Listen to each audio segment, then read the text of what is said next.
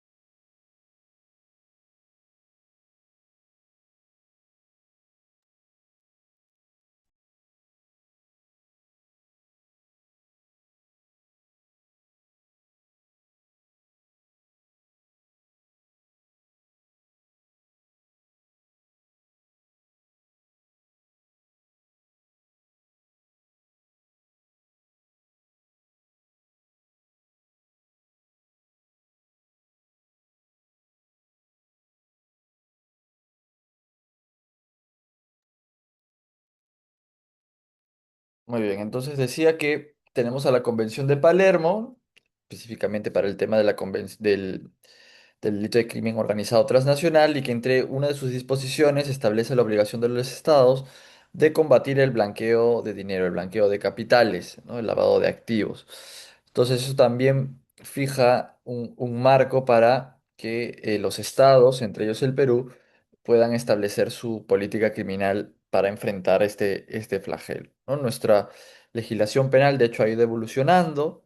Surgió en un inicio como un delito accesorio o complementario a la persecución del narcotráfico, así estuvo originalmente en el Código de 1991, pero después ha ido tomando sus propias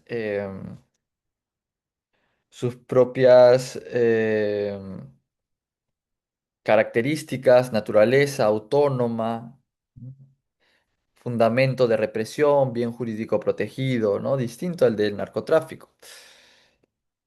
Entonces, se conceptualiza el lavado de activos como este conjunto de operaciones comerciales y o financieras que pretenden otorgar apariencia de legalidad a los bienes que se originan o derivan de una actividad delictiva.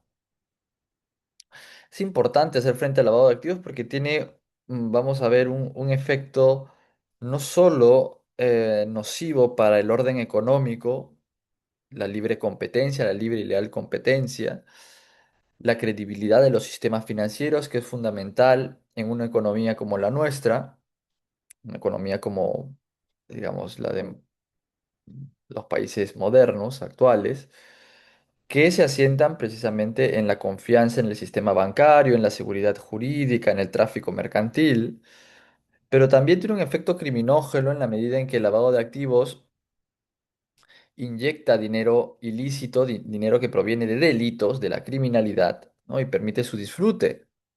Entonces, tiene un efecto expansor, expansivo. Las organizaciones criminales, una de sus características principales y fundamentales es el ánimo de lucro, ¿no? El afán de obtener ganancias, réditos económicos ingentes, ¿no?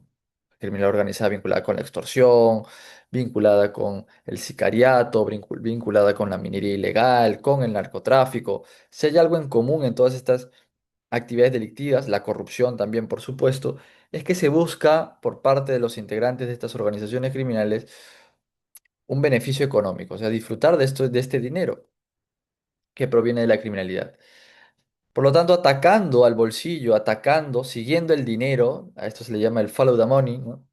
En el ámbito internacional, tiene un efecto bastante potente para también combatir a la delincuencia, ¿no? A la delincuencia en general, a las economías delictivas. Las economías delictivas son múltiples, son complejas, muchas veces vinculadas también, economías ilícitas que se mueven alrededor de la minería ilegal. Está también la trata de personas, está la corrupción, está la extorsión, está el sicariato. Son economías ilícitas que se mueven de esa manera. Entonces, atacando al dinero, se tiene un efecto muy potente para eh, desincentivar la expansión de este tipo de ilícicos que finalmente terminan afectando los derechos fundamentales de las personas en última instancia a través de la afectación de la economía, ¿no? De la economía de un país.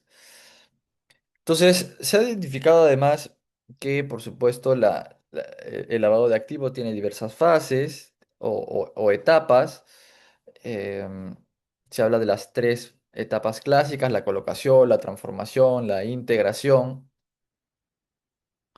Eh, la primera de ellas, la etapa inicial, corresponde en la inserción, en la eh, colocación de dinero eh, que ha sido obtenido producto del delito, de la venta de la droga, por ejemplo, en una primera compra de un bien inmueble, en la inserción en alguna cuenta bancaria, ¿no? Es una fase todavía muy incipiente en la cual los activos siguen teniendo aún la calidad, la cualificación de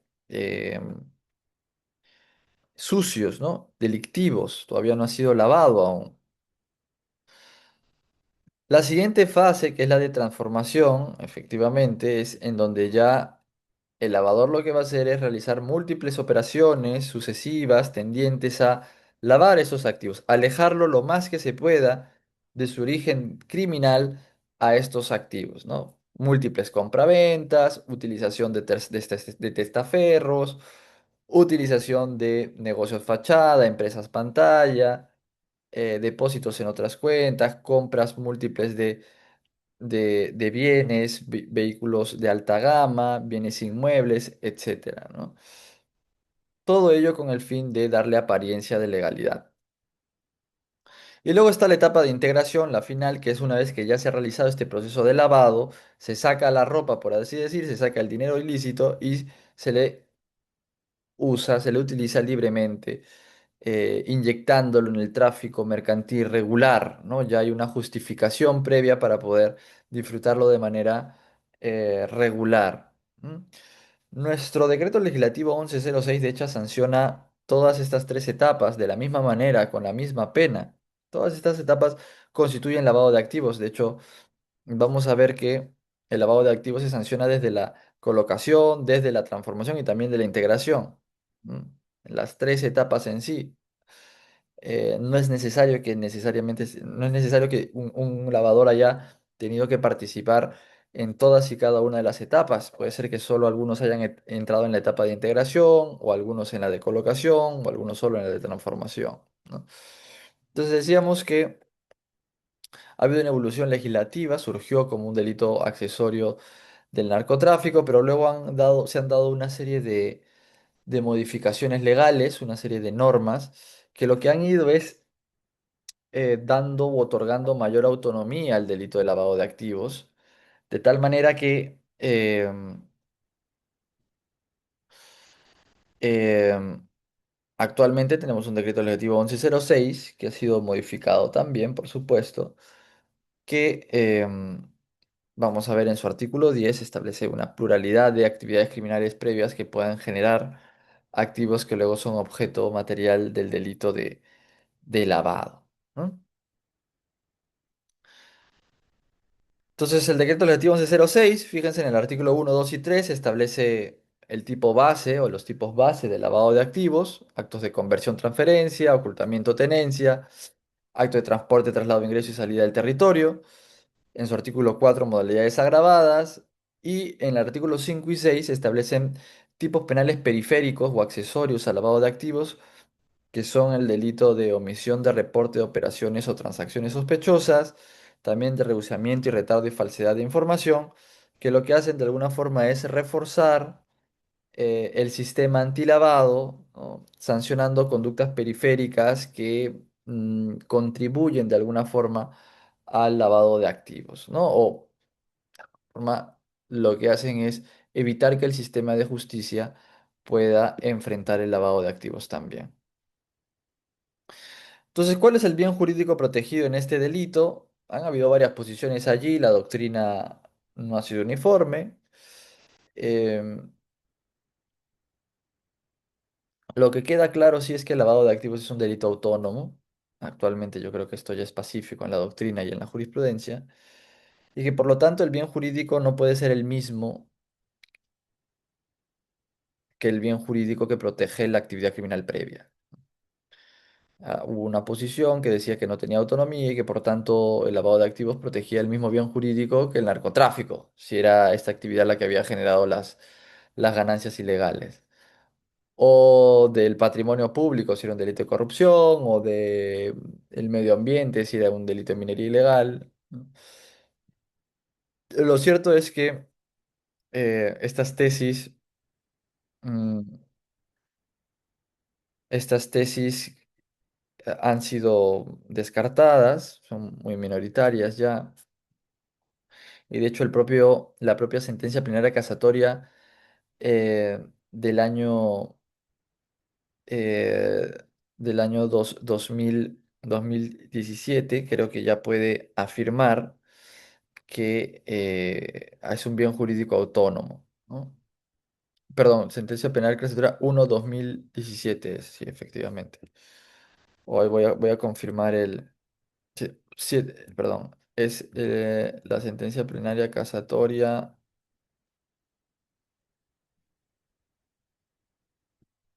Está por aquí, solo para darles el dato correcto. 1/2017, efectivamente. 1/2017.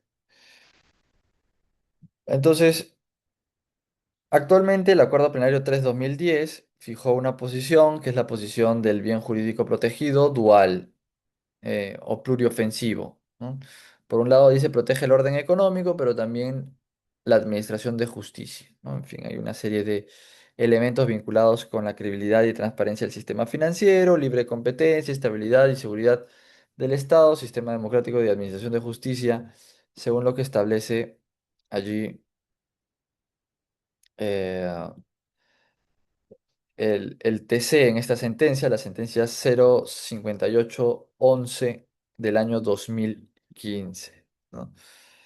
Em, Fíjense que habla de la libre competencia, que esta es una posición que tenía el profesor eh, Arangués, español. Es una posición que a mí particularmente me parece solvente. Él solo identifica la libre competencia como el objeto de protección, y yo creo que tiene bastante razonabilidad en este punto, ¿no? Pero bueno, ahí nuestra jurisprudencia vinculante se ha decantado por una tesis pluriofensiva. Entonces, sujeto activo del delito es un delito común. En principio, si uno lo ve, lo puede cometer cualquiera.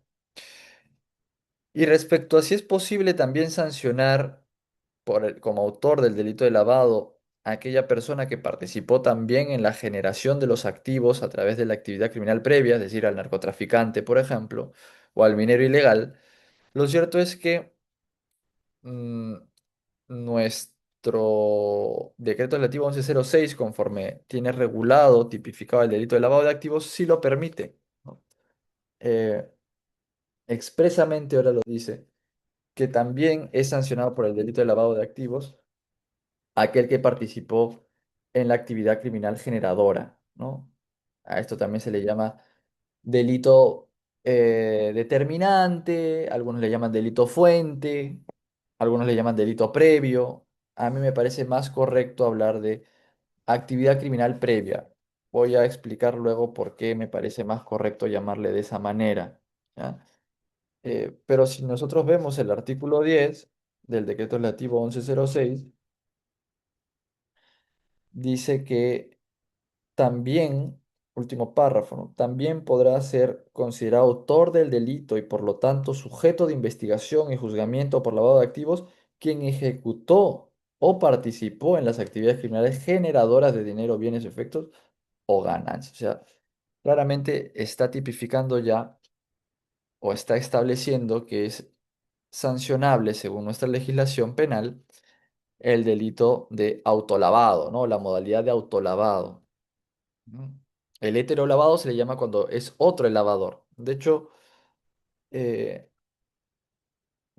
si uno revisa los expedientes, los casos que ingresan al sistema penal, la gran mayoría son casos de autolavado, ¿no? Son muy pocos los casos de heterolavado en el que se suele lavar dinero de otro, ¿no? Esto pasa quizás más en otros países donde hay lavadores profesionales, ¿no? Que también puede darse algunos casos aquí, pero sobre todo, en nuestro caso, en nuestro país, se trata de un autolavado, ¿no?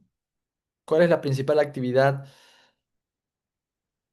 criminal que genera ganancias ilícitas por monto? Hablando de por monto, la minería ilegal. Ya desde hace muchos años atrás, la Unidad de Inteligencia Financiera, adscrita a la Superintendencia en Banca y Seguros, emite informes estadísticos mensuales que dan cuenta de que la minería ilegal sigue siendo la actividad criminal previa principal en nuestro país que genera flujos financieros ilícitos, por lo menos tomando en cuenta las operaciones sospechosas que reportan los sujetos obligados, ¿no? Como ustedes saben, en nuestro sistema de prevención de lavado de activos existen determinados sujetos obligados. ¿A qué se les llama sujetos obligados? Son entidades, ¿ya? Entidades que tienen como obligación, tienen el deber de incorporar un sistema de prevención de lavado interno. Por ejemplo, los bancos, ¿no? Entidades financieras, los notarios, ¿m? Los casinos y tragamonedas, em, los negocios que venden joyas, piedras preciosas, por ejemplo, entre otros, muchos otros sujetos obligados. ¿Por qué han sido considerados como tal? Porque se ha valorado de que son negocios en los cuales es frecuente que existan flujos ilícitos, flujos delictivos que se inyectan en ese tipo de actividades económicas. Y entonces el Estado ha dicho, ustedes también tienen que cooperar con nosotros para efectos de prevenir el lavado de activos. Entonces, entre varias de sus obligaciones, tienen que tener a un oficial de cumplimiento, por ejemplo, ¿no? Un oficial de cumplimiento que se encargue de identificar operaciones sospechosas de lavado y reportarlas a la unidad de inteligencia financiera, entre otras obligaciones que tiene. Entonces, sin duda, cumplen un rol fundamental, un rol importante en materia de prevención del lavado. Digamos, muchas veces son los primeros agentes que tienen contacto con el dinero ilícito. ¿M? Y de hecho, se incumplen con estas obligaciones que la Unidad de Inteligencia Financiera a través de la SBS les impone, pues incurren en responsabilidad administrativa, ojo, administrativa, ¿no? Y claro, también podrían incurrir en responsabilidad penal si es que además, como ya decía yo, omiten reportar operaciones sospechosas, ¿no? Artículo 5, eso ya es un delito. Pero el no adoptar su sistema de prevención, el no haber nombrado un oficial de cumplimiento, por ejemplo, o el no tener todos los requisitos que se les establece para adoptar un modelo, por ejemplo, tener un mapa de riesgos antilavado, ¿no? Supone además una infracción de índole administrativa, ¿no? Pero entonces queda claro que es un delito autónomo, un bien jurídico autónomo, y que puede haber tranquilamente un concurso real entre el delito fuente o delito determinante o actividad criminal previa y también luego el lavado de activos. El objeto material sobre el que recae la conducta son bienes de origen ilícito. Y según la Convención de Viena, hay que tener aquí un entendimiento amplio de activos, ¿no? Corporales, incorporales, materiales, inmateriales, ¿no? Siempre que tengan contenido económico. Entonces, decíamos del autolavado, voy avanzando porque si no vamos a quedar cortos de tiempo. Esto trae como consecuencia que lo que antes era considerado un acto de agotamiento que podía ser el disfrute de los activos que son propios de mi actividad de narcotráfico. O sea, el producto de la venta de la droga, el disfrutar esos activos ya es un acto de agotamiento post-consumativo, ¿no? En la teoría tradicional del delito, los actos de agotamiento son considerados impunes o irrelevantes penalmente, ¿no? Vamos, eso nos lo han enseñado en las facultades de derecho de manera clásica, pero cuando estamos hablando de actos de lavado de activos, ¿no? Que tipifican, que se subsumen en este tipo de conductas, ya no estamos solo en actos de agotamiento, estamos también ante una conducta delictiva autónoma, ¿no? Y de alguna forma esto es lo que el Acuerdo Plenario 7/2011 dejó establecido, ¿no? Los actos de agotamiento de delitos que generan ganancias son penalmente relevantes para el delito de lavado de activos. Claro, evidentemente habrá que verificar los elementos típicos del lavado de activos, que lo vamos a ver, ¿no? Es decir, tendrá que realizarse actos de conversión, de transferencia o de ocultamiento, tendrá que haber también el elemento subjetivo requerido, ¿eh? Mm, Pero, sin lugar a dudas, ello ya es ahora penalmente relevante también, ¿no? Ojo que nuestro código penal, y ahí se diferencia quizás de otras regulaciones, no ha establecido un monto mínimo a partir del cual sea penalmente relevante el lavado de activos en cuanto a al monto dinerario de los activos, ¿no? Lo que sí ha establecido es una diferencia en función de la agravación o atenuación de la pena, ¿no? Eh, entonces, cuando los activos que son lavados son menores a 5 unidades impositivas tributarias, se aplicará el artículo 4 que tiene una pena atenuada. Y cuando los activos ilícitos lavados superen las 500 unidades impositivas tributarias, tendrá un tipo más grave, ¿no? Tendrá una penalidad más gravosa, ¿no? Esto sí se ha mencionado.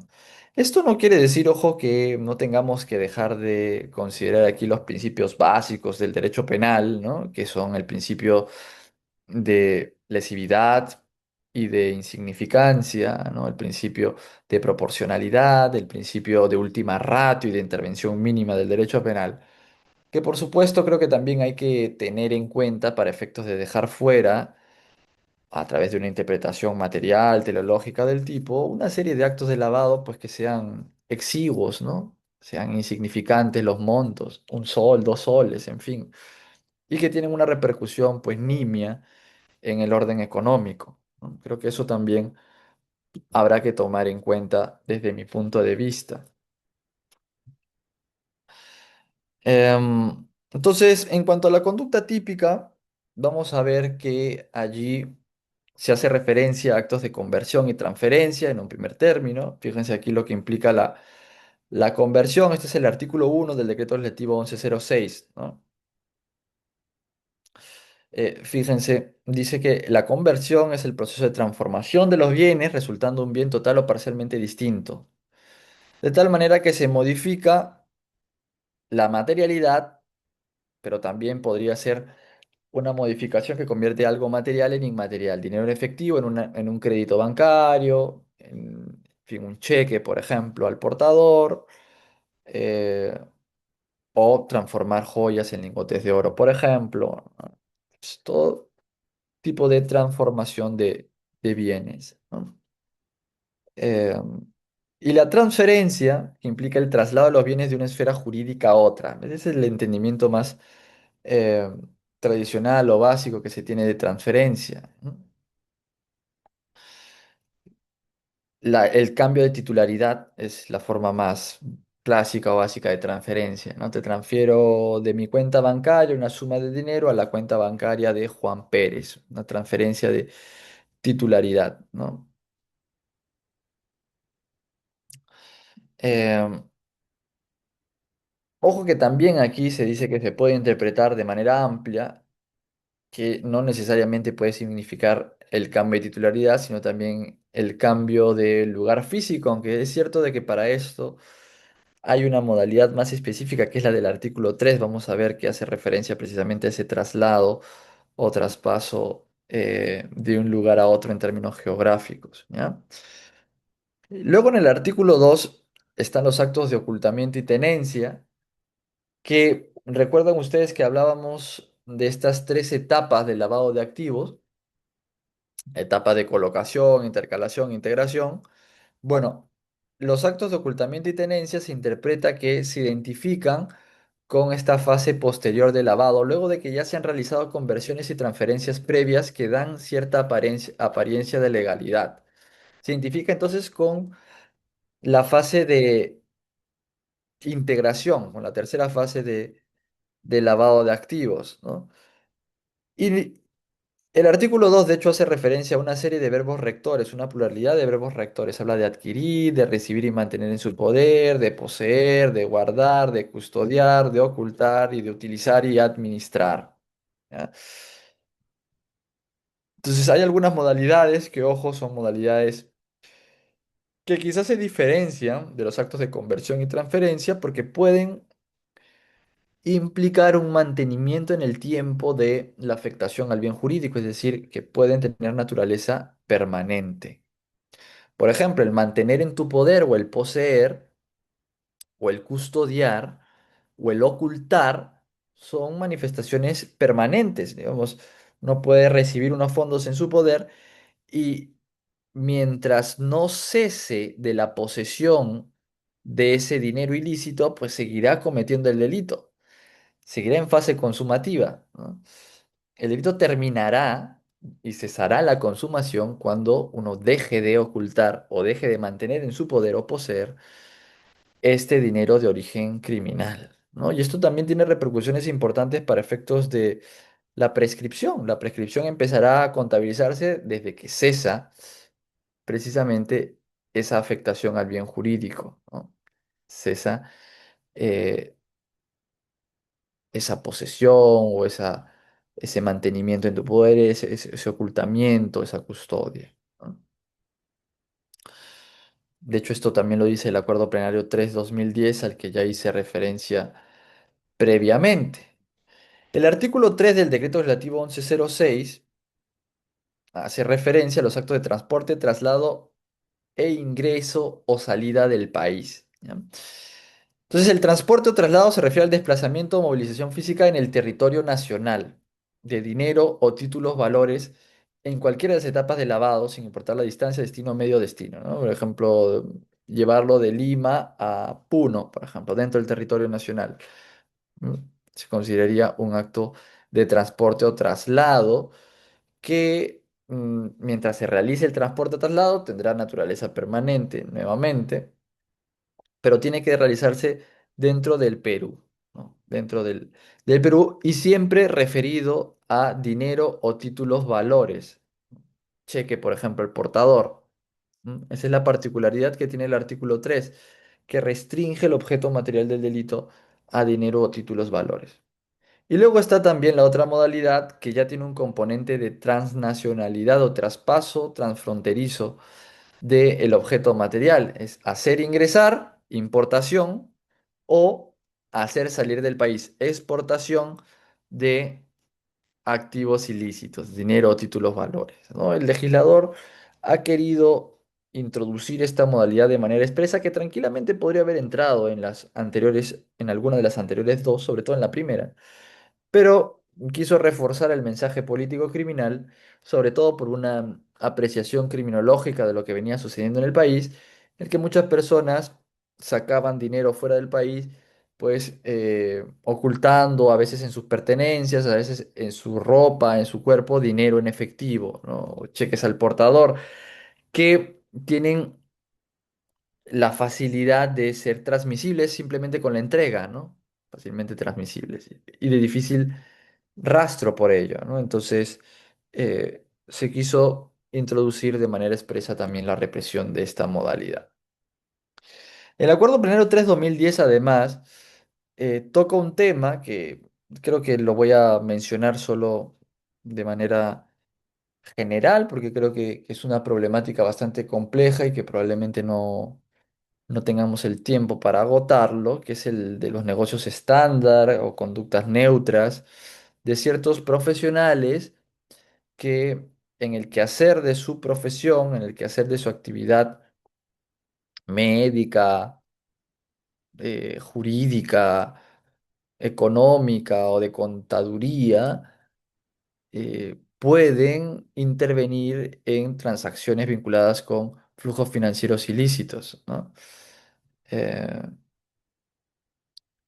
entonces, allí el acuerdo plenario lo que ha dicho es que en la medida en que estas personas realicen conductas estándar, es decir, dentro de su rol social, ello no puede ser considerado un acto de lavado, ¿no? Si un abogado cobra una suma de dinero que tiene procedencia criminal, pero lo hace cobrando los honorarios que cobraría regularmente a cualquier persona por una defensa técnica, pues ello no debería ser considerado un acto de lavado, por más que formalmente uno pueda considerar que encaja dentro de una conducta de transferencia, por ejemplo, ¿no? De activos delictivos y de lavado de activos, por ende.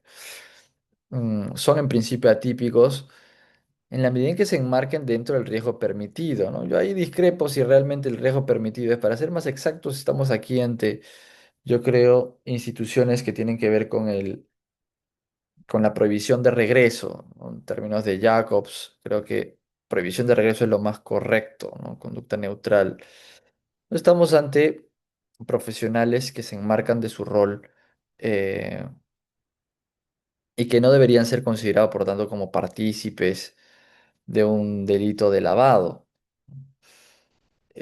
Hay ciertas excepciones que habrá que tomar en cuenta. Cuando se rompe una conducta neutra, cuando se rompe la prohibición de regreso, bueno, cuando te enmarcas allí en un contexto criminal y te acoplas a un plan delictivo, ¿no? O adaptas tu conducta al plan delictivo del autor. Bueno, esto es mucho más complejo, ¿no? Dependiendo, ahí Roxin tiene una solución quizás más subjetiva, él introduce el elemento subjetivo para decir que no puede haber conducta neutra cuando el abogado, por ejemplo, tenía certeza o conocimiento cierto, dice él, de que estaba participando de una actividad de lavado, ¿no? Bien. Nuestra Corte Suprema parece que en los últimos pronunciamientos tiene una posición más objetiva, si se quiere, más pegada a la posición de Jacobs, eh, que toma partido más bien por valorar el contexto. Cuando se puede hablar de un contexto criminal y por lo tanto cuando hay una adaptación de su conducta profesional a un contexto criminal, a un plan criminal.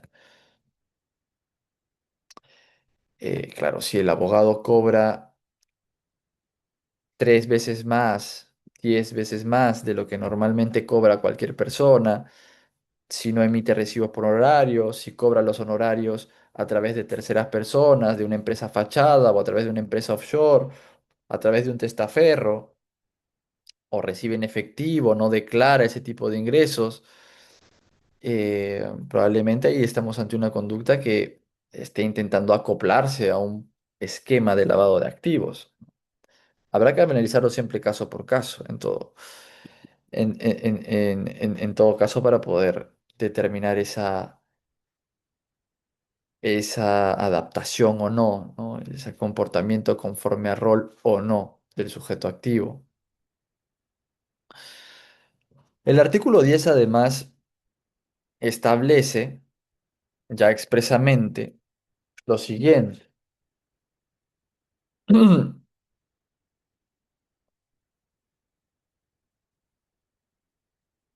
El lavado de activos es un delito autónomo, ¿no? Parte de allí dice, por lo que para su investigación, procesamiento y sanción no es necesario que las actividades criminales que produjeron el dinero, los bienes, efectos o ganancias hayan sido descubiertas, se encuentren sometidas a investigación, proceso judicial o hayan sido previamente objeto de prueba o condena. A esto se le suele denominar la autonomía procesal del delito. Yo creo que esa es pacífica en la doctrina y en la jurisprudencia. No requieres una sentencia penal del narcotráfico para recién sancionar el lavado de activos, ¿no? De hecho, si no, ¿cuál sería el sentido de tener un delito de lavado de activos? mm, no requiere ni siquiera denuncia, no requiere una investigación de el delito generador de las ganancias ilegales, de los activos ilícitos que luego son lavados para poder aplicar el delito de lavado de activos. Eh, la autonomía procesal plena, entonces, ¿no?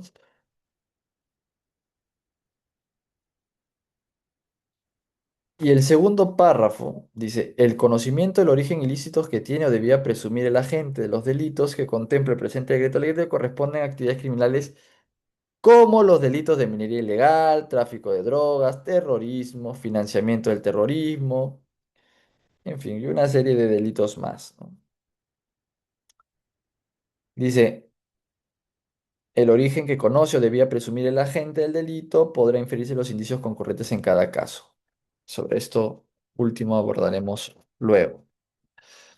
Pero lo cierto es que hay una mención expresa al final de este segundo párrafo que dice, o cualquier otro delito con capacidad de generar ganancias ilegales. Yo diría cualquier otra actividad criminal previa, no necesariamente delito, ¿no? Porque nosotros decíamos delito es la acción típica, antijurídica y culpable, ¿no? Eso nos lo han enseñado en nuestro curso de Penal 1, ¿no? La teoría del delito clásica. Tripartita, digamos que sigue siendo dominante hasta el momento. Bueno, para sancionar e imputar el delito de lavado de activos no necesitamos verificar la tipicidad, antijuricidad y culpabilidad del delito previo, ¿no? O de la actividad criminal previa. Por eso es que yo creo que lo más correcto es hablar de actividad criminal, no de delito en sí. ¿Ya? Porque el delito es tipicidad, antijuricidad y culpabilidad. Se requerirá una actividad criminal previa, sí, de modo genérico, de modo general, que pueda vincular a esos activos, ojo, a vincular a los activos con ese origen criminal, ¿no? El lavado de activos no tiene como elemento típico el delito previo. Hace referencia al origen delictivo. El decreto legislativo 1106, en su artículo 11 dice, el que convierte o transfiere dinero, bienes, efectos o ganancias cuyo origen ilícito conoce, cuyo origen ilícito. Elemento típico del lavado de activos es el origen ilícito de los activos, el origen ilícito de los activos. En ninguna parte te dice que elemento típico sea el delito fuente. ¿M? Eso es lo que necesitaré, poder adscribir, atribuir a esos activos la calificación de origen criminal, simplemente. ¿No? Puede ser que yo no sepa los grados de autoría y participación de esa actividad criminal, no pueda haber determinado aún quién concretamente fue el que cometió el delito de cohecho, de corrupción, o el narcotráfico o minería ilegal. Pero si a través de indicios puedo inferir que tiene un origen criminal vinculado con la minería ilegal o vinculado con la corrupción, será suficiente para efectos del lavado de activos. ¿M?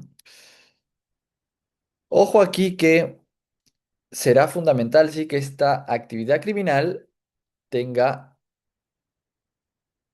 capacidad de generar ganancias ilegales. Hay una serie de delitos que tienen la capacidad de generar ganancias ilegales, ¿no? No todos, pero sí muchos de ellos.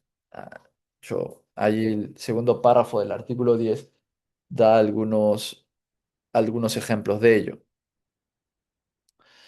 Se suprime entonces, por lo tanto, la regulación anterior que hablaba de delitos similares, ¿no? Y que dejaba entonces ahí la duda de saber si tenían que ser delitos graves, que tengan penas superiores a los 4 años de pena privativa de la libertad, por ejemplo.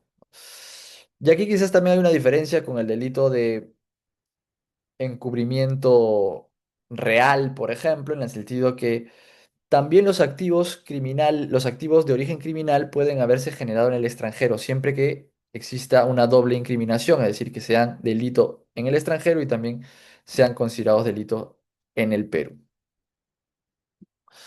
Algunos temas también quizás vinculados con principio de confianza y conducta neutra, que yo les dejo aquí algunos pronunciamientos para que los puedan revisar. Y llegamos a la sentencia plenaria 1/2017 que de hecho fijó algunos parámetros vinculantes a tomar en cuenta. Cuatro cuestiones vinculantes que dejó esta sentencia plenaria 1/2017 a la que hacía referencia en un inicio. Uno, el delito de lavado de activos es un delito autónomo en sentido material y procesal. Material y procesal. Fíjate, ¿eh? Tiene un bien jurídico propio, tiene un fundamento de incriminación propio. No necesita aprobarse circunstancias de modo, tiempo y lugar, ni tampoco tipicidad, antijuricidad, culpabilidad y grado de participación de la actividad criminal previa. Y también en procesal, en términos en sentido, autonomía en términos procesales, en la medida en que no requiere investigación, procesamiento o condena, ¿no? Por el delito fuente o por actividad criminal previa. Dice, el artículo 10 es una disposición meramente declarativa. Daba algunos ejemplos de cuáles pueden ser las actividades criminales previas. Y el origen ilícito de los activos es un elemento normativo del tipo. No es el delito fuente el elemento, sino el origen ilícito de los activos. No es necesario entonces criterio aquí de gravedad tampoco. Lo importante es que sean actividades criminales con capacidad de generar ganancias.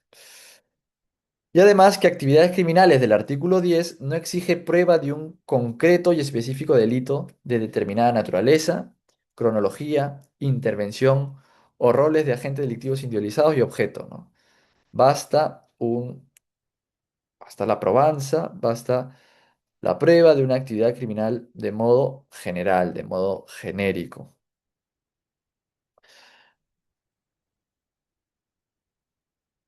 Fíjense que además, si uno lee el artículo 10 segundo párrafo, habla de delitos contra la administración pública, por ejemplo. ¿Será necesario decir entonces concretamente qué delito, qué artículo es el que ha generado los activos?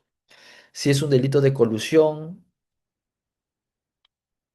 simple o agravada, de qué párrafo, o si es un delito de negociación incompatible, o si es un delito de cohecho, qué tipo de cohecho, si es cohecho pasivo específico, cohecho pasivo en su modalidad de condicionar, en su modalidad de solicitar o de recibir. A ese nivel no se requiere la probanza de la actividad criminal. El artículo 10 a la hora de decir delitos contra la administración pública, lo importante será saber que se trata de un delito vinculado con delitos de corrupción. Específicamente, ¿cuál de ellos? Eh, no es necesario hasta ese punto, ¿no? No es necesario especificar hasta ese punto. Em, ¿Qué más? El acuerdo plenario 3/2010, de hecho, establece también una serie de indicios a tomar en cuenta para evaluar el conocimiento de la actividad ilícita previa, porque vamos a ver esto, creo que lo puedo mencionar más abajo, pero ciertamente el delito es un delito doloso, ¿sí? Uno tiene que conocer todos los elementos del tipo de lavado también.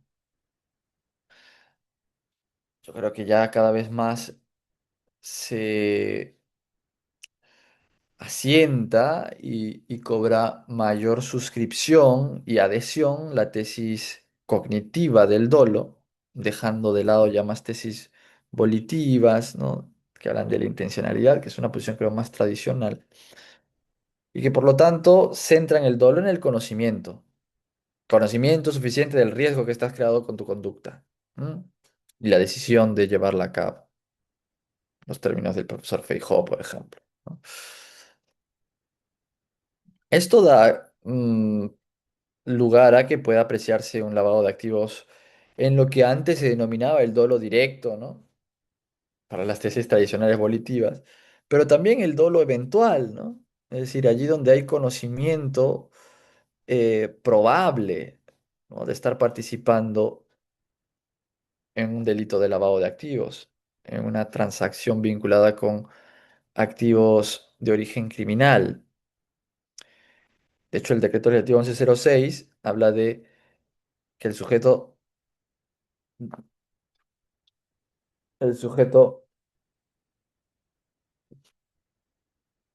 conoce o debía presumir, ¿no? En una regulación anterior se decía podía presumir, puede presumir. Ahora dice podía presumir, debe presumir, ¿no? Eh, e incluso para alguna modalidad actualmente no vigente, como es la modalidad del artículo 1 de actos de conversión y transferencia, dice que tiene que realizarse con la finalidad de evitar la identificación de su origen, un elemento subjetivo especial le incorpora, ¿no? Finalidad de evitar la identificación. ¿M? Esto, por ejemplo, no se dice respecto de el artículo 2 de los actos de ocultamiento y tenencia, ¿no? Eh, no está esta finalidad establecida. Pero este elemento subjetivo también, por supuesto, habrá que armarlo en función de la prueba indiciaria, sobre todo, ¿no? Creo que eso es lo principal. Eh, ¿Qué indicios tomar en cuenta para poder saber que he participado yo en una actividad de lavado de activos? Bueno, habrá que tomar en cuenta, por ejemplo, el indicios de relativo incremento relativos al incremento inusual del patrimonio del imputado, índices relativos al manejo de cantidades de dinero, a la inexistencia o notable insuficiencia de negocios ilícitos, a la constatación de algún vínculo o conexión con actividades delictivas previas.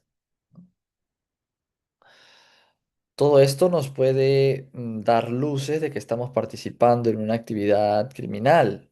¿M? Entonces, claro, esta persona gana el sueldo mínimo, bien, por ejemplo, pero vemos que se ha comprado un inmueble que cuesta 1 millón de soles, tiene dos autos de alta gama, o muestra signos exteriores de riqueza, se va con su familia 3 veces al año fuera del país de vacaciones, ¿no? Entonces hay aquí un incremento inusual del patrimonio, ¿no? Eh,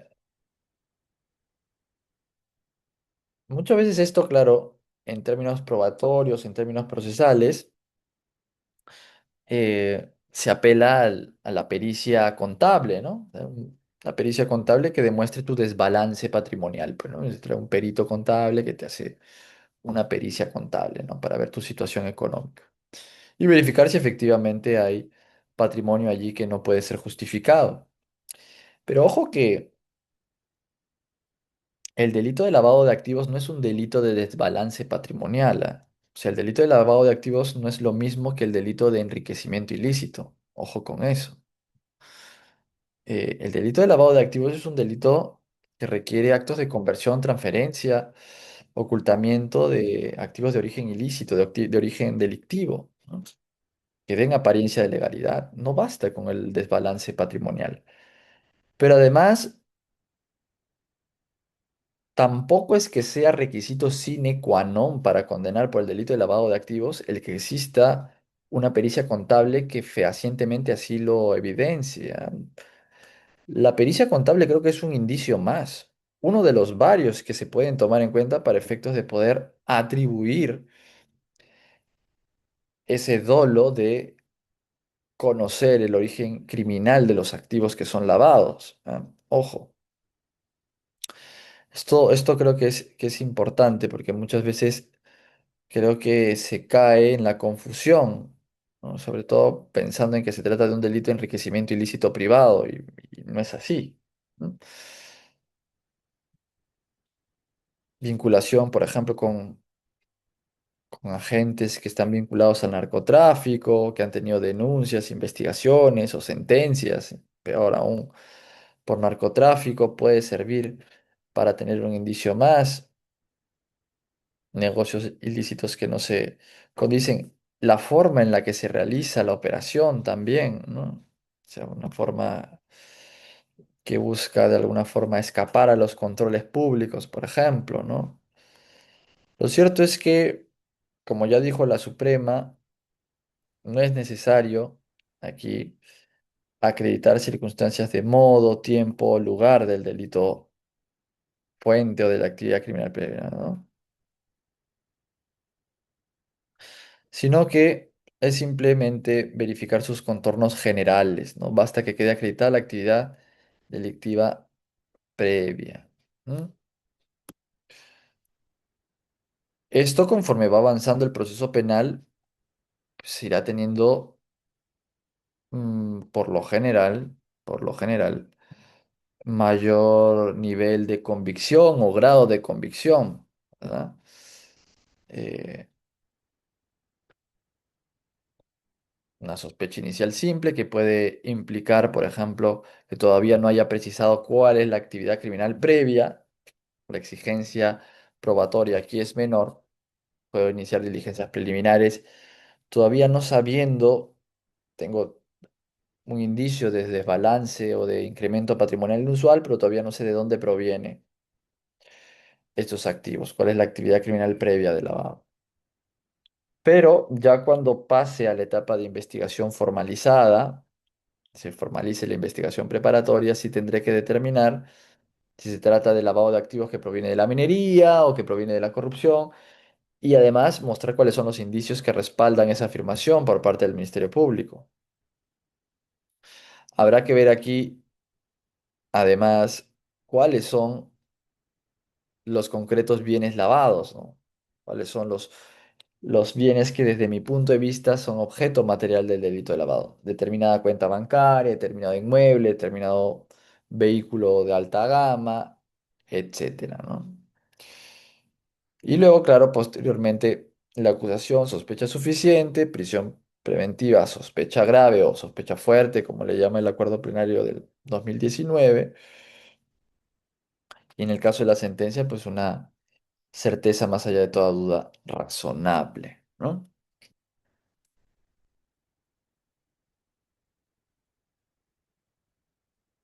Entonces, fíjese que el acuerdo plenario 3/2010 deja abierta la puerta para una modalidad eventual también,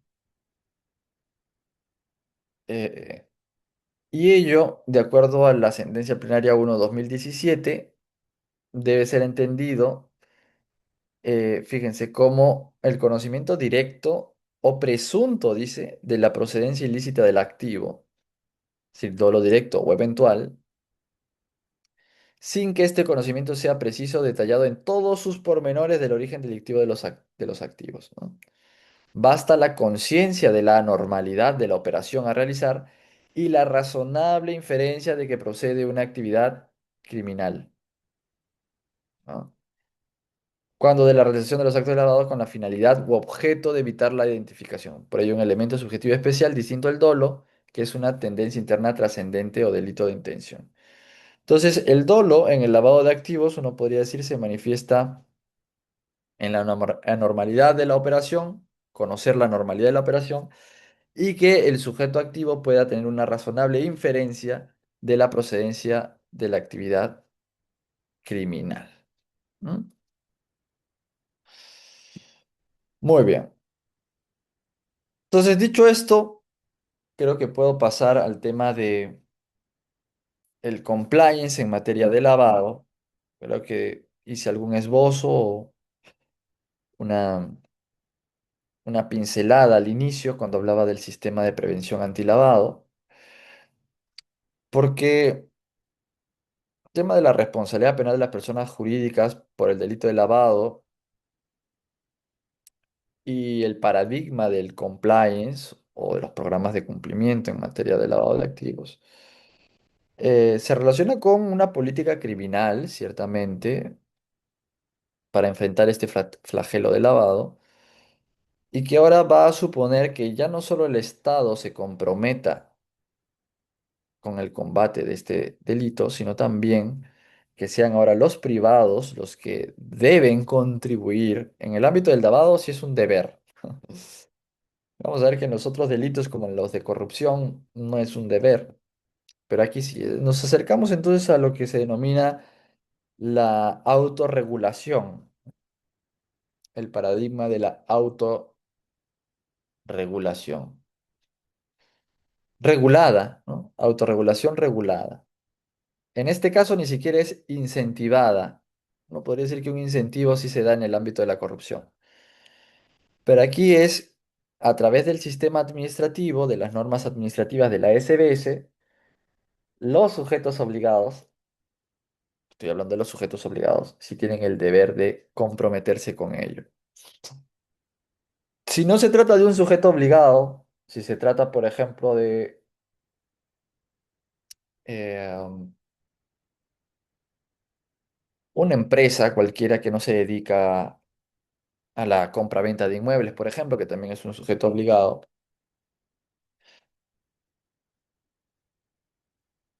se trata de una actividad empresarial de, qué sé yo,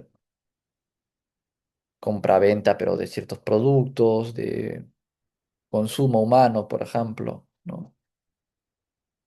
No hay ahí una obligación por parte de la SBS de tener un sistema antilavado. Pero a través de la ley 3424, vamos a ver esto de la ley 3424, sí se le está dando un incentivo para que ellos también contribuyan con el Estado en prevenir el lavado. De tal manera que si alguno de sus integrantes, directivos o trabajadores cometen un delito de lavado de activos,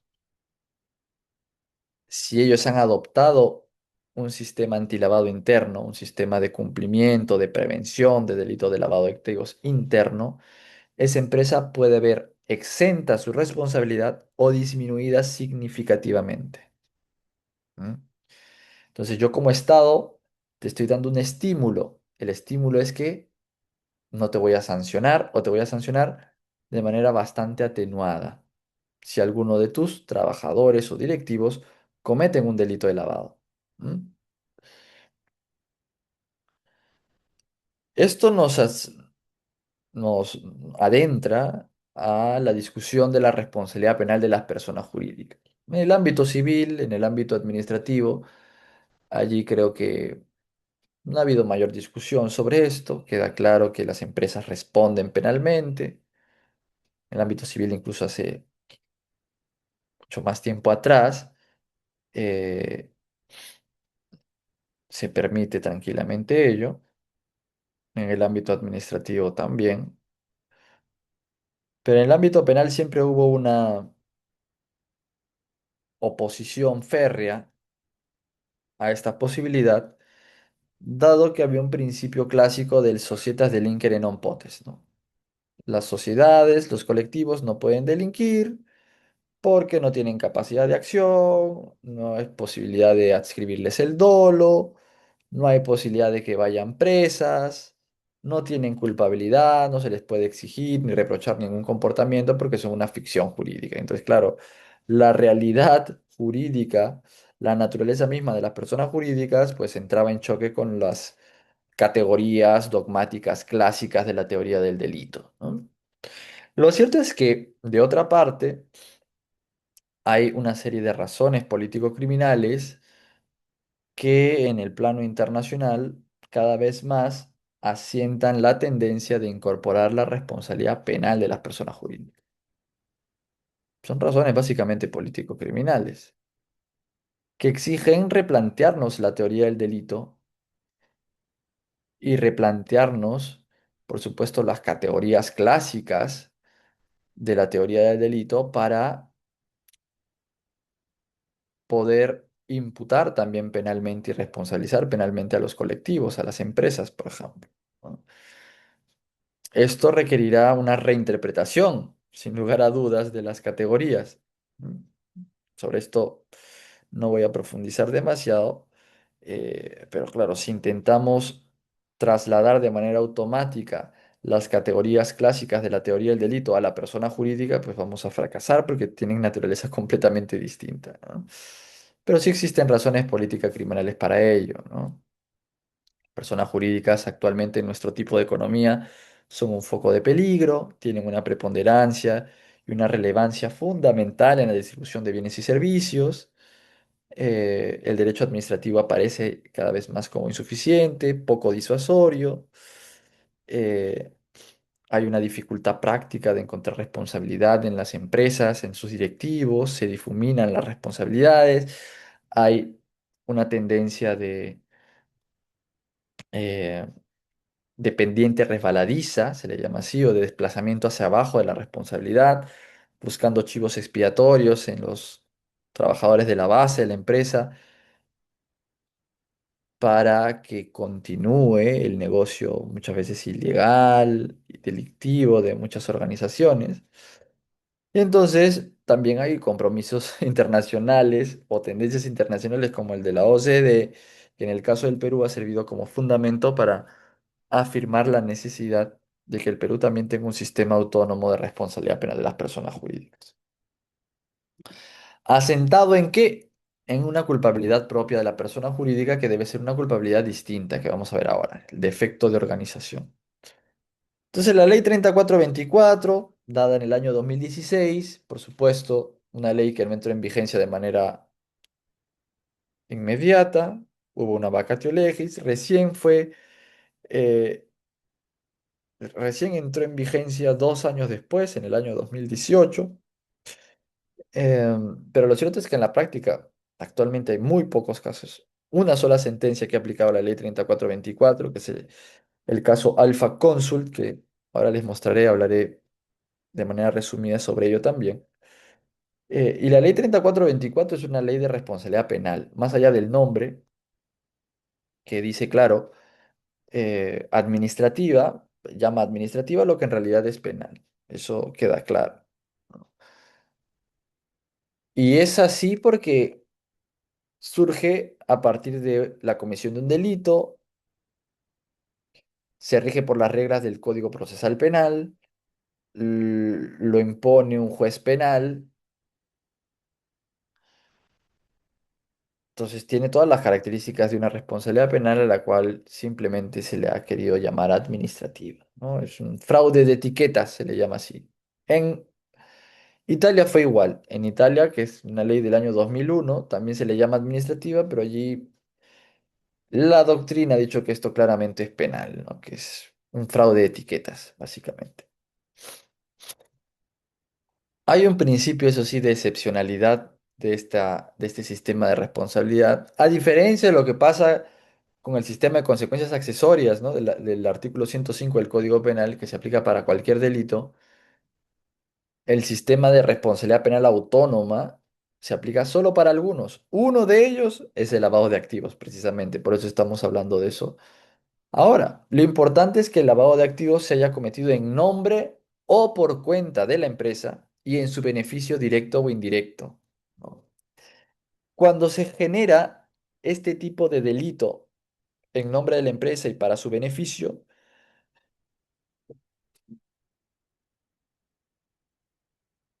normativamente se considera que esa conducta delictiva cometida por una persona física, que puede ser el gerente, el directivo, el representante de la empresa, va a ser valorada como si la propia empresa hubiese realizado ese delito, ¿no? Le llama, el profesor Zubaldía le llama esto la teoría del hecho de conexión.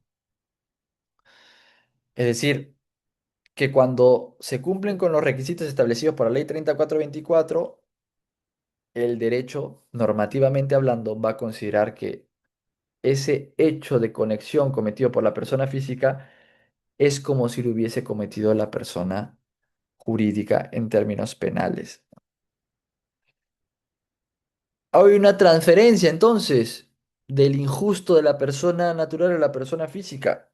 Bueno, no es una transferencia automática, solo cuando se realice bajo los requisitos que establece la ley 3424, ¿no? Pero hay una culpabilidad, eso sí, propia. Vamos a ver, ¿qué culpabilidad es? De hecho, hay una sentencia, la casación 864/2017, será la culpabilidad sentada en el defecto de organización. Eso será lo fundamental. Ya lo dijo esta casación. ¿En qué consiste el defecto de organización? Bueno, lo vamos a ver precisamente ahora. Entonces, hay dos factores de atribución de la responsabilidad penal de la persona jurídica. Cuando el delito lo cometen los administradores o representantes directivos, o cuando el delito lo cometen los subordinados, los trabajadores de la base, siempre que estos hayan actuado por orden de sus superiores o hayan actuado por falta de control de los superiores, por falta de control de sus superiores jerárquicos, ¿no? Vamos a ver que dependiendo de si se trata de alguno de estos dos, la exclusión de responsabilidad por tener compliance es distinta, varía, según una última modificación que se ha hecho, ¿ya? Debe quedar claro, eso sí, que hay una autonomía de la responsabilidad penal. Aquí ya no estamos ante el esquema de consecuencias accesorias. En las consecuencias accesorias, el acuerdo plenario del año 2009 que te dijo que tú para aplicar una consecuencia accesoria del 105 requerías una sentencia condenatoria a la persona física, fíjate. Si no había sentencia condenatoria a la persona física, nunca podía haber responsabilidad de la persona jurídica. En cambio, en el esquema de esta ley 3424 ya no se necesita siquiera una investigación, procesamiento o condena de la persona natural. No es necesario probar circunstancias de tiempo, modo y lugar. Basta una acción típica y antijurídica probada a través de prueba indiciaria de que se ha cometido un delito por un directivo, por un trabajador de la empresa, por falta de control, para que uno pueda ya evaluar la responsabilidad autónoma de la persona jurídica. ¿Qué es el fundamento? La ausencia de un debido control. La ausencia de un debido control.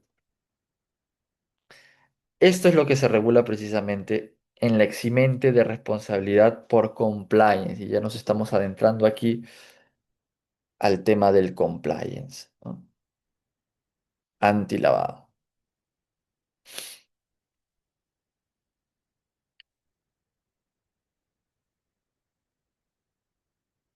Lo que se señala en la ley 3424 es que allí donde la persona jurídica haya optado, haya aprobado, pero también implementado un compliance, un modelo de prevención o cumplimiento, en este caso antilavado,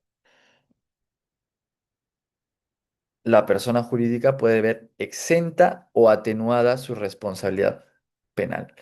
¿Por qué? Porque evidencia una falta de culpabilidad penal o una culpabilidad penal muy disminuida, ¿no? Si el fundamento de la responsabilidad penal de la persona jurídica es que no se haya organizado internamente de manera adecuada, es decir, que no haya tenido un debido control. Por lo tanto, cuando yo pueda acreditar esfuerzos suficientes de la empresa para controlar internamente a sus trabajadores para que no cometan delitos de lavado de activos, entonces no tendrá culpabilidad la empresa. Es una culpabilidad autónoma, distinta a la de la persona física. En una anterior regulación, antes de la ley 31740 que se aprobó hace algunos años, esa eximente era plena y se aplicaba tanto si el delito era cometido por los directivos como si se cometía por los eh, trabajadores de la base, por así decirlo, ¿no? De la empresa. No obstante, el artículo 12 modificado por esta ley 31740 ha establecido que es inaplicable la referida eximente cuando el delito es cometido por los socios, directores, administradores de hecho, derechos, representantes legales con capacidad de control.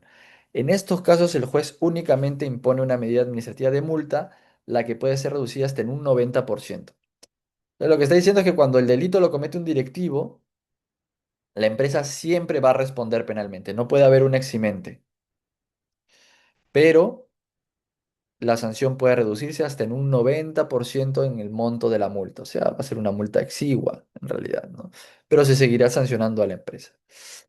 Eh, ¿Por qué se ha establecido esto? En parte porque se está teniendo la concepción de que cuando un directivo comete un delito, siempre ha habido una falta de control idóneo, ¿no? Yo creo que esto en algunos casos puede ser cierto, en algunos casos no. A mí me parece que si estamos hablando de un sistema de responsabilidad autónoma, debería haberse posibilitado la eximente incluso cuando lo cometen sus directivos. Si no, estaríamos ya más bien ante un sistema más de transferencia de responsabilidad. Sistema le llaman a este vicarial, le suelen denominar, ¿no? Pero bueno, lo cierto es que el compliance, para que pueda desplegar estos efectos eximentes o atenatorios, debe tener una serie de requisitos, ¿no? No simplemente por tener un compliance muy bonito enmarcado en la pared, significa de que desplegará los efectos de control que yo busco o que se necesitan. Criminal compliance debe tener una estructura básica, ¿no?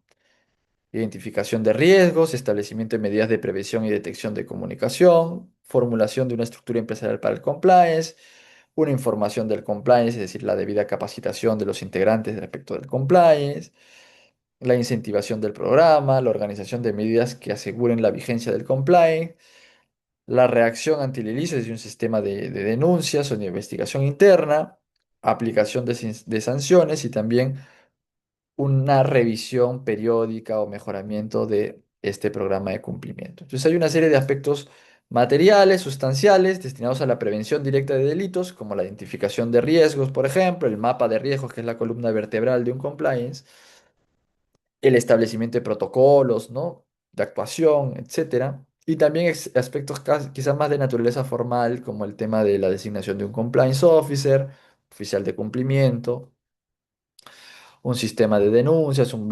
whistleblowing, etcétera, ¿no? En el caso de eh, la ley 3424 y su reglamento, se han establecido elementos esenciales. Por ejemplo, ya mencionaba, una persona u órgano designado, el oficial de cumplimiento o encargado de prevención, identificación de riesgos y establecimiento de procesos específicos, la existencia de un sistema de denuncias, un mecanismo de difusión y supervisión interna.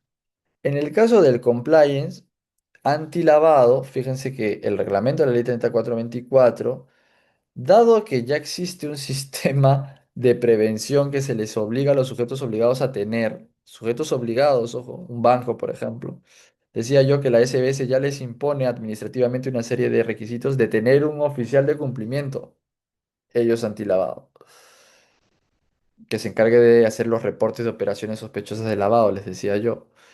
Entonces, para no duplicar, el reglamento ha dicho que la función del encargado de prevención puede ser asumida por el oficial de cumplimiento que es designado para la unidad de inteligencia financiera. O sea, puede ser el mismo para evitar esa duplicidad de funciones. Fíjense que la normativa antilavado de la SBS, por ejemplo, en su artículo 14, habla de la obligación de tener un sistema de identificación de riesgos, un mapa de riesgos en el giro del negocio para los sujetos obligados, nuevamente solo para los sujetos obligados. Unas medidas de prevención y detección, el artículo 15 lo menciona así, de conocimiento al cliente, de reporte de operaciones sospechosas, de implementación del sistema de alertas, de identificación de integridad de sus trabajadores, medidas organizativas también, como el registro especial de determinadas operaciones, un oficial de cumplimiento, auditorías internas o externas, así como la implementación de un sistema antilavado vinculadas con programas de capacitación interna en su plan anual formativo para los sujetos obligados, ¿no? Yo les decía que hay una sentencia, una única, que ha aplicado una sanción en virtud de la ley 3424 para una persona jurídica, que es la persona jurídica Alfa Cónsul, por eso se llama el caso Alfa Cónsul, en el marco del caso Lavajato, ojo, ¿ah? Es vinculado con la empresa Odebrecht y las empresas brasileras, ¿no? ¿Cuál fue la sanción que se le impuso a Alfa Cónsul?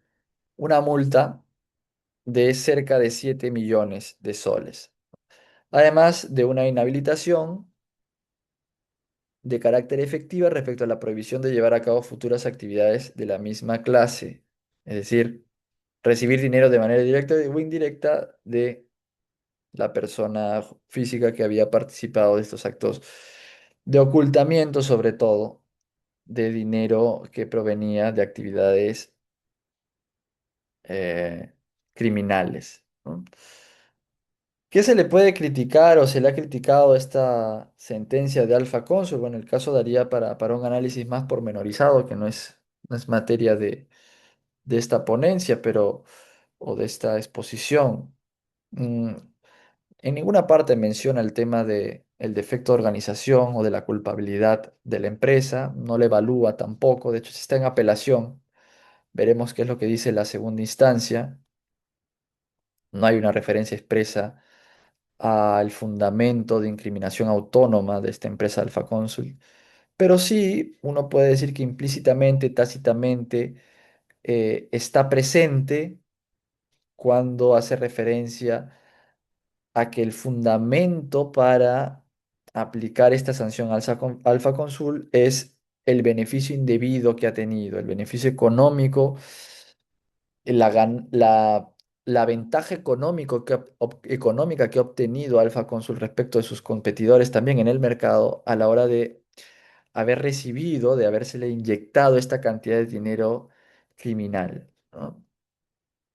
Le permitió, por ejemplo, obtener un préstamo, ¿no? Mejorar su situación económica, el, eh, el hecho de que, por ejemplo, haya recepcionado una carta fianza, ¿no? Esto le genera un beneficio en términos económicos, lo que le permitió pagar una serie de deudas, ¿m? Con este dinero de origen criminal. De alguna forma ha apelado más a una tesis de responsabilidad penal de la persona jurídica por obtención de un beneficio ilícito y ha dejado un poco de lado la argumentación vinculada con una culpabilidad penal propia, ¿no? Probablemente ese sea un aspecto que se echó de menos, ¿no? de la sentencia. ¿Es un mecanismo eficaz para prevenir la criminalidad del compliance? Yo siempre muestro esta data, que bueno, la obtuve hace algunos años de una investigación que hice. Em, es esta de aquí. Un estudio del PricewaterhouseCoopers evidenció que las empresas que habían adoptado normas éticas y de compliance internas habían tenido una disminución en un 12% de incidencia en actuaciones delictivas. Es decir, delinquieron menos. Aquellas que tenían compliance delinquieron un 12% menos de las empresas que, en comparación con las empresas que no tenían compliance. Vamos, muestra que puede haber sí un efecto allí de reducción efectiva de la criminalidad, que finalmente lo que busca este sistema. Lo que busca este sistema es que ya no solo se ataque a la persona física, sino también a la empresa en donde muchas veces recaen o terminan eh, englobándose o terminan depositándose, terminan eh, ocultándose las ganancias ilícitas de una actividad criminal, como puede ser la minería ilegal, en fin, el narcotráfico, etcétera, ¿no? Entonces, lo que se está buscando es atacar también al bolsillo, ¿no? El follow the money que decía yo. Si quiero tocar al bolsillo como un mecanismo eficaz para disminuir la criminalidad, para evitar ese efecto criminógeno que tiene el lavado de activos, entonces también tengo que atacar no solo el bolsillo de la concreta persona, sino también de las empresas que han contribuido a dar apariencia de legalidad, que han contribuido a ocultar el dinero ilícito, que han contribuido a que exista un flujo financiero ilícito menos detectable para el sistema, ¿no? Entonces, estoy comprometiendo también entonces ahora a las personas jurídicas, a las empresas, para que coadyuven al Estado en esta tarea, ¿no? No solo previniendo, sino también reportando operaciones sospechosas al sistema y haciendo investigaciones internas, teniendo canales de denuncias para que eventualmente esto pase al sistema penal y se pueda responsabilizar a los directivos o a los trabajadores que han incurrido en un lavado de activos. Muy bien, yo me quedaría aquí por ahora y pues no sé si hay algunas preguntas, quedaría atento. Muchas gracias. Muchas gracias, estimado doctor Rafael Chanjan Document, por compartir con nosotros su tiempo y conocimiento sobre el tema lavado de activos y compliance penal. Tenemos unos minutos para poder responder preguntas por parte del público. A todos los conectados se les indica que si tienen alguna duda, la pueden hacer mediante chat o levantar la mano para que se les dé el uso de la palabra. Pregunta el profesor, el usuario de Raúl por el chat. Dice, en el delito de lavado de activos, la autonomía procesal penal exige probar que los bienes provienen de actividades criminales. Si un agente es procesado por lavado proveniente de corrupción de funcionarios, pero el proceso originario, los elementos de convicción fueron declarados nulos por violación a la cadena de custodia, ¿cómo debe resolver el juez de lavado de activos la subsistencia del objeto material del delito? Sí, bueno, gracias por la pregunta.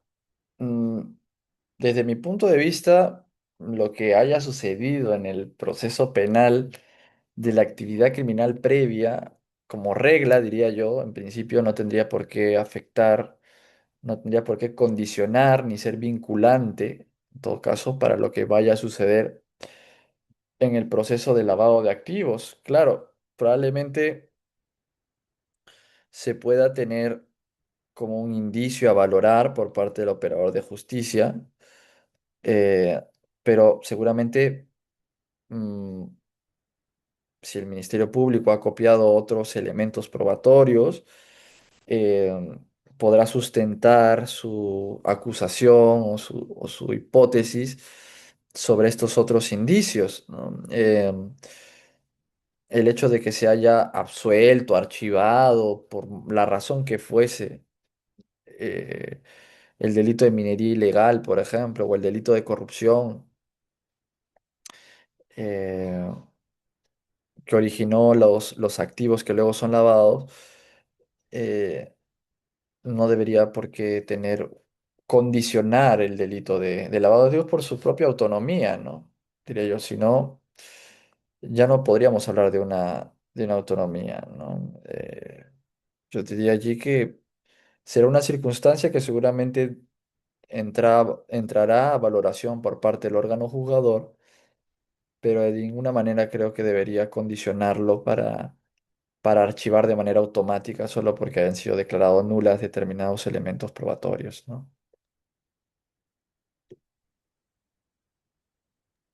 Gracias, doctor. Otra pregunta del usuario también Raúl dice, la ley 39.424 regula la responsabilidad administrativa de las personas jurídicas. Si una corporación implementó un modelo de prevención idóneo, pero un alto directivo eludió fraudulentamente los controles para lavar dinero de minería ilegal, la fiscalía argumenta que el modelo no era eficaz, precisamente porque el delito se cometió.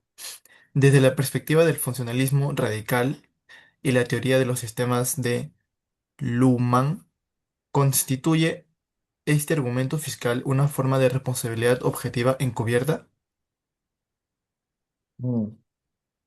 Sí, bueno, yo sé que este tema de la responsabilidad penal de personas jurídicas hay varias teorías que se han formulado aquí. Está la posición de Gómez Jara, mucho más normativista, ¿no? Eh, que incluso parte de una cultura empresa, o sea, fija la culpabilidad de la empresa en una cultura delictiva, ¿no? En una cultura empresarial ilícita, ¿no? No conforme a derecho. No habla tanto de efecto de organización. Eh, yo soy partidario siempre de una tesis de la autorresponsabilidad, digamos. Yo sé que también hay varios autores que critican esta posición. En España se ha escrito mucho sobre esto. Hay algunos que han sostenido que cuando un directivo es el que comete el delito, tiene que haber responsabilidad vicarial, tiene que haber responsabilidad automática de transferencia, ¿no? Sin necesidad de evaluar ya nada más. Yo no creo que sea así, es más, político criminalmente puede ser desventajoso, ¿no? Porque si siempre vas a sancionar a una empresa cuando su directivo comete el delito, entonces, ¿qué incentivo tiene de querer denunciar el hecho, o de prevenirlo, o de investigarlo, ¿no? Si sabe de que ya per se va a resultar sancionada, se pierde un poco el incentivo, ¿no? Yo creo que yo les decía que hablando del fundamento de este tipo de responsabilidad es precisamente una autorregulación regulada, incentivada, ¿no? No busca contribuir con las labores del Estado de prevención. Pero claro, a las empresas le tienes que dar algo también para que se sientan incentivadas, ¿no? Si siempre les vas a responsabilizar, van a querer simplemente seguir ocultándolas, ¿no? Seguramente. Mm, de alguna forma, lo que la ley 3424 ha hecho es decir, te voy a seguir sancionando cuando tu directivo lo cometa, pero claro, es una sanción que se puede disminuir hasta en un 90% y solo va a ser multa, ¿no? Entonces termina siendo un poco simbólico esto, ¿no? Yo creo que va a terminar siendo una sanción simbólica, pero, pero sigue siendo sanción igual. Y yo creo que ya en términos dogmáticos hace pues que sea una responsabilidad vicarial, ¿no? Una responsabilidad vicarial que es objetiva. Sí, ahí yo diría que sí. Termina siendo objetiva porque es automático. Directivo comete el delito, empresa automáticamente va a ser sancionada. Tiene complicaciones con ese principio, creo yo, ¿no? Tiene complicaciones. Gracias, doctor. Ahora una pregunta del usuario Celis. Dice, ¿cuál es el límite dogmático entre el riesgo permitido y la complicidad por omisión impropia del oficial de cumplimiento cuando éste detecta una operación sospechosa? La reporta a la WIF, pero no detiene la ejecución comercial de la transacción para evitar la quiebra de la empresa. Sí, bueno, yo creo que ahí el oficial de cumplimiento tiene una posición de garante, definitivamente, ¿no? Es el primer responsable del sistema antilavado interno que tiene un sujeto obligado. Su omisión es perfectamente típica desde mi punto de vista, ¿no? Si tiene conocimiento, dolo de que con su omisión está contribuyendo a que una operación de lavado no sea identificada por parte de las autoridades, en este caso la Unidad de Inteligencia Financiera, eh, va a ser responsabilizado penalmente, ¿no? Eh, entonces, sí, allí hay una asunción voluntaria que asume una posición de garante surgida por una asunción voluntaria, contractual. Digamos, él voluntariamente ha asumido ese deber, el oficial de cumplimiento, ¿no? Entonces, sobre él recae esa obligación especial. Por eso tenemos ahí el artículo el artículo 5 si no me equivoco que es, o el 4 que sanciona la omisión de reporte de operaciones sospechosas. ¿No? Eh, Esto, incluso ya visto de manera más general en una empresa, también tendría que ser evaluado para efectos de ver si el compliance ha funcionado, ¿no? O sea, tú elegiste bien adecuadamente a tu oficial de cumplimiento. Si no es así, si no fue la persona idónea, si no era una persona que daba garantías de objetividad, de independencia, imparcialidad en su actuación, si se le condicionó, por ejemplo, a ese oficial de cumplimiento, entonces la empresa misma también podría verse responsabilizada incluso, ¿no? Ya por un acto de lavado, fíjate, ¿no? Creería yo.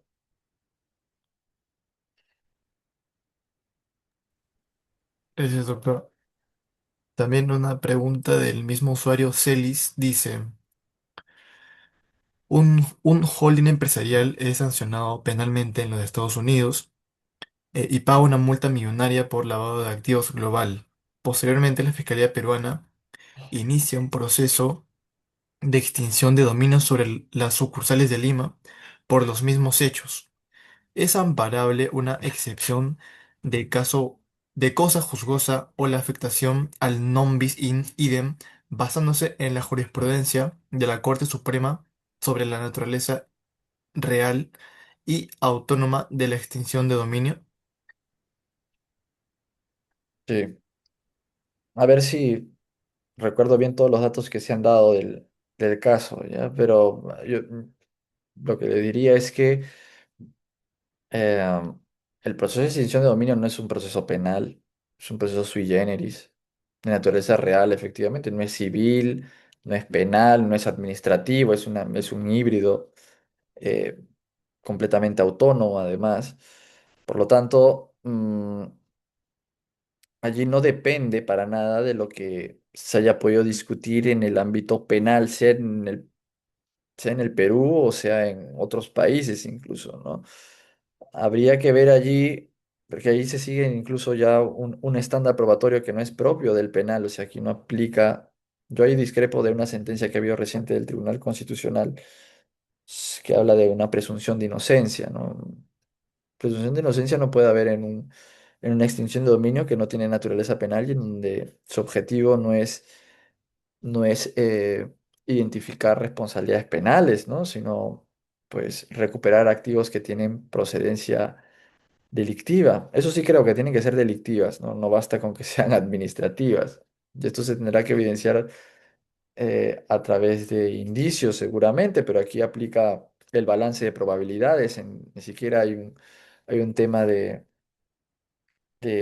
carga de la prueba que recaiga sobre el Ministerio Público, como sí lo hay en el proceso penal, ¿no? Entonces yo creo que ahí las reglas cambian, creo yo, ¿no? Luego habría que ver siempre cada caso concreto, ¿no? Gracias, doctor. Ahora, otra pregunta. Ya, del mismo usuario Celis dice, sí, el tipo penal de lavado de activos sanciona la conversión y transferencia de bienes cuyo origen ilícito conocía o debía presumir. Diversos postdoctorandos argumentan que la frase debía presumir vulnera el principio de taxitividad penal. Si la Corte Interamericana de Derechos Humanos, en el caso de la Cruz Flores VS, Perú prohíbe el uso de tipos penales ambiguos. ¿Cómo realiza usted el control de convencionalidad de esta frase sin vaciar, sin vaciar de contenido la eficacia político-criminal del derecho legislativo 1106? Sí, yo ahí creo que el delito de lavado de activos no puede dejar de considerar el principio de culpabilidad, ¿no?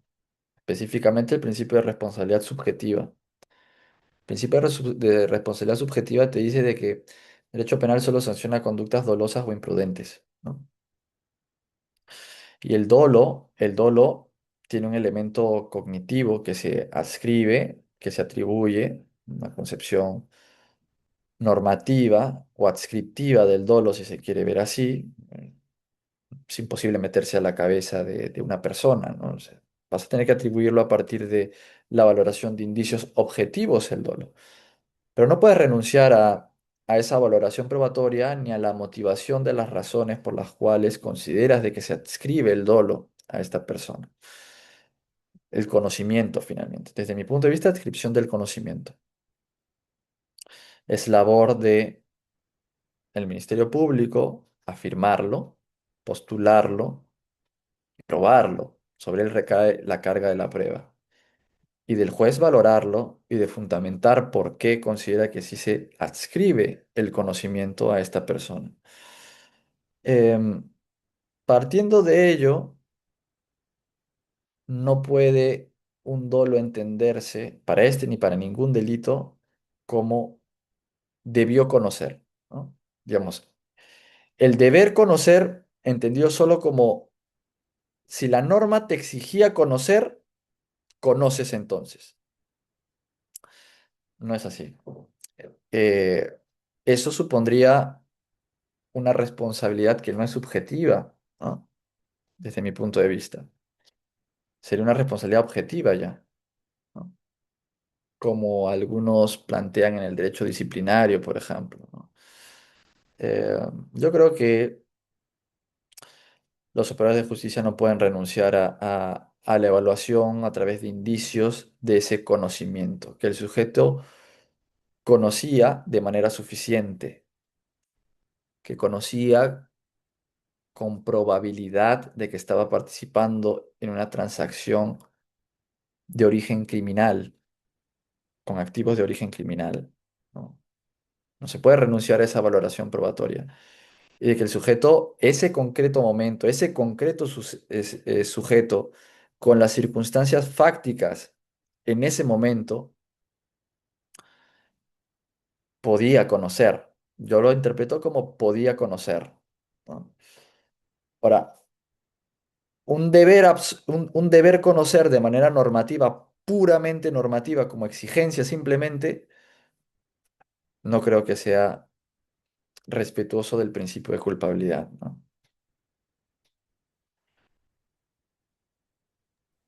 Gracias, doctor. Una pregunta del usuario Moreno dice, el RN número 3657-2012, Lima, fijó que el autolavado no era autolavado no era punible antes de la vigencia del decreto legislativo 986.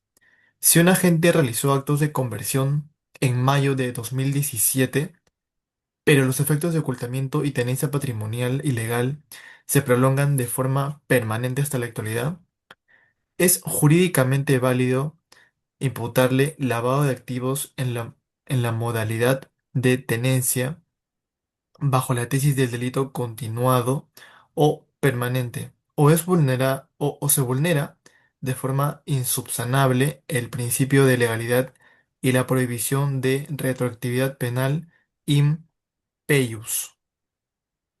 Ujú. Ya.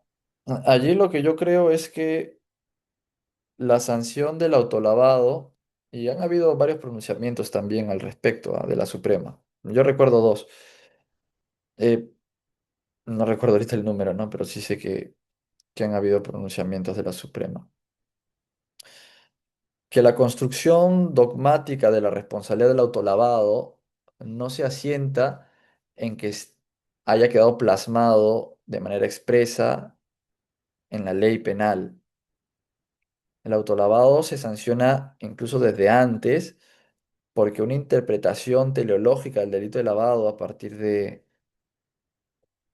través de su entendimiento como delito autónomo lo permite, ¿no?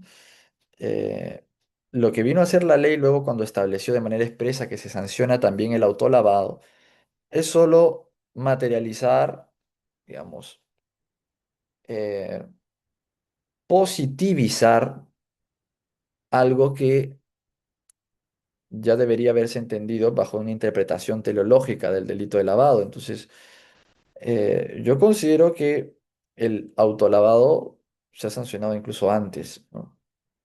Antes de que pueda estar positivizado, porque tiene un bien jurídico autónomo, porque no constituye un acto de agotamiento, porque antes no había ninguna norma que dijera está prohibido o queda proscrita la sanción del autolavado, no la había. Por lo tanto, es una interpretación que siempre estuvo como posible por parte de de los operadores de justicia, ¿no?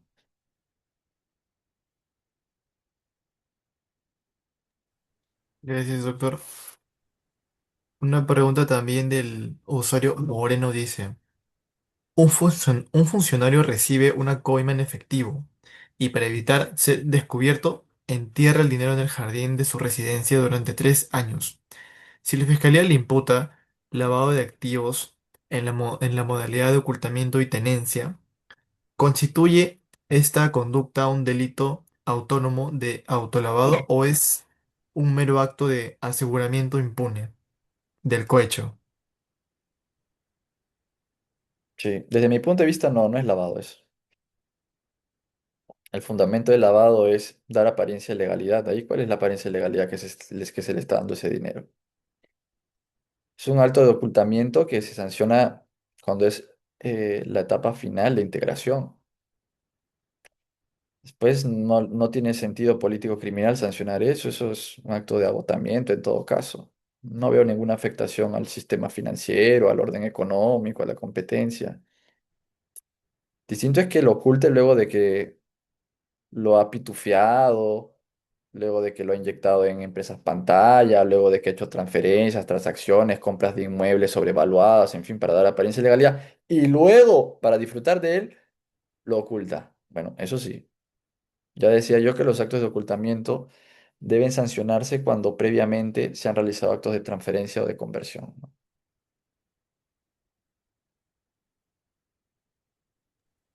Gracias, doctor.